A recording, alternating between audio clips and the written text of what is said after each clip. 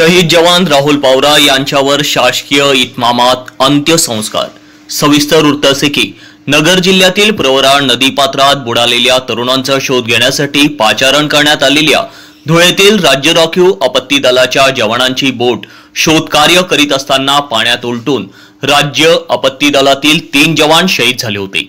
त्या शिरपूर तालुक्यातील नांदर्डे गावातील जवान राहुल पावरा हे शहीद झाल्याने गावात शोककळा पसरली होती।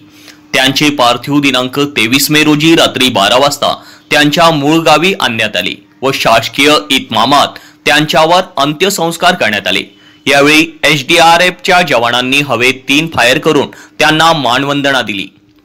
तर जिल्हा पोलीस अधीक्षक श्रीकांत दिवरे, उपविभागीय पोलीस अधिकारी भागवत सोनवणे, पोलीस निरीक्षक के पाटील, नायब तहसीलदार अधिकार पेंढारकर आदींनी श्रद्धांजली वाहिली।